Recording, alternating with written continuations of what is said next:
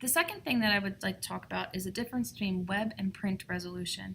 Now, I'm not going to get into all the details about it because that's covered in the lecture and you should go and watch the lecture before you watch these demos, but I would like to show you the difference in how you would set that resolution. And it's very similar to the previous video. It's just making purposeful decisions for purposeful outputs. And so web resolution is pretty straightforward. We always set the resolution to 72, but we're more concerned with the number of pixels in the image. And so in the previous video, I used my crop tool and it came up here to the options bar across the top of the screen, and I said that I want to crop the image at 3 inches by 5 inches to 72, and then I showed you that by doing so I removed a lot of pixels from the image, but I made it a lot smaller and it would be appropriate for the web. But what is even more appropriate for the web than saying I want a small image that's 3 by 5 at 72 is to say that I would like a set number of pixels.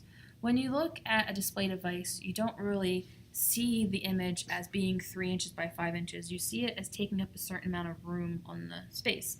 And so if I minimize here, I can show you my desktop. I am working on an iMac that has a certain resolution, and it might have 3,000 pixels across. And so if I wanted my image to take up about a third of the screen, I would say, okay, well, the whole screen is 3,000 pixels across.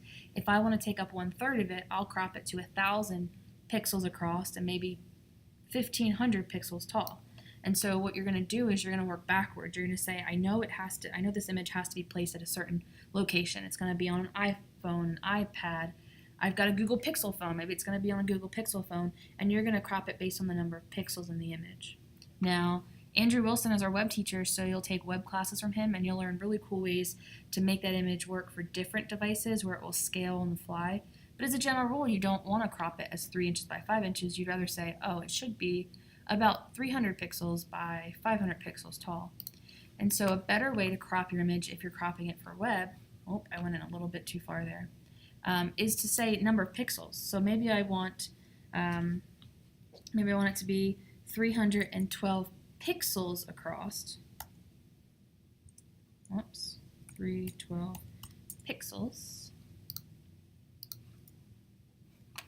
It yelled at me because I didn't put the right abbreviation in.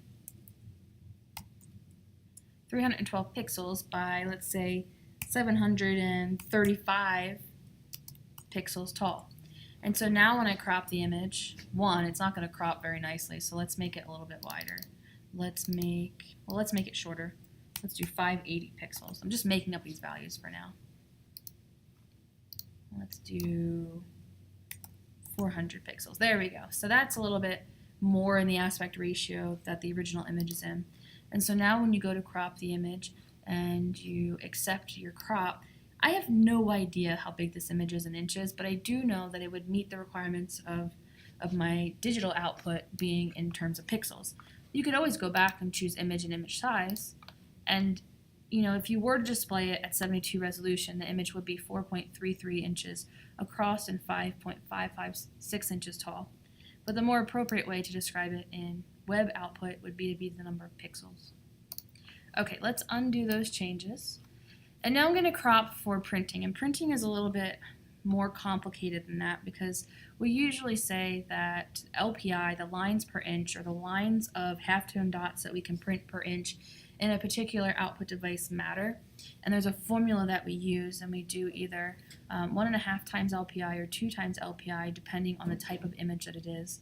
And we use that to calculate the resolution. So for example, if you are formatting an image and it's going to be grayscale, so you choose image mode and grayscale and you gray it out, there's one formula you use for grayscale, and that is your LPI, the number of halftone dots that you can squeeze into every 1 inch in a printed item, and you multiply that times 1.5. And so if you were going to print this on a printing press that could handle 133 LPI, you would multiply 133 times 1.5, and you would get the required resolution for that. Now if you were going to print a color image is usually 2 times LPI, and so if you're printing that same image on the same printing process and it can print 133 LPI, or lines of halftone dots per inch, you would do 133 times 2, and you be required, the minimum requirement would be a resolution of 266 pixels per inch. I'm going to crop to 300 because we say that's kind of a catch-all, and if you mess up and it was supposed to be 280 and instead of 266, 300 is still more than that, and so you have all the pixels that you can need. As a general rule of thumb, the human eye cannot see any better than 300 pixels per inch, and so we wouldn't exceed that. We wouldn't make it 350 or 400 or 500. There are some printing processes that have such a high LPI that when you multiply it times 2, it will be greater than 300, and in those cases you could format your image to have a higher resolution than 300.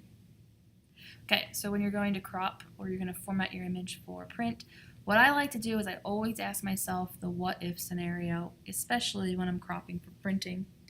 For the web, I'm not too concerned. Most images have enough pixels for the web, and it's not as big of an issue.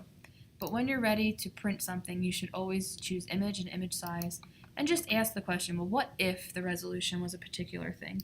And so if the resolution was 72, 72, not 722, and I was looking at this image and it was saying that at 72 I could display this image as 38 by 50.667, that would really mean nothing to me in the world of printing because I know that 72 is a horrible resolution to print images. But I could change this without resampling to 300, and then I could answer the question, if I was going to output this at 300 resolution, how big, what's the max that I could do that at? And the max I could print this without any image quality loss is 9.12 by 12.16. That's a really good size image. Maybe I don't want it to be 9 by 12. Maybe I only need it to be 5 by 7 or 6 by 9. But as long as my desired size is smaller than the I guess the max size, then you can select OK and say, okay, I'm acknowledging that the biggest I could crop this to is 9 by 12. But it doesn't have to be 9 by 12. You can still come up, use the crop tool. Whoops, came in a little bit too far again. You can still choose the width, the height, and the resolution, but this time, for printing, we're concerned with inches. And so if you wanted to crop this to 5 inches by 7 inches at 300 ppi or pixels per inch, you can set those adjustments on your options bar up there.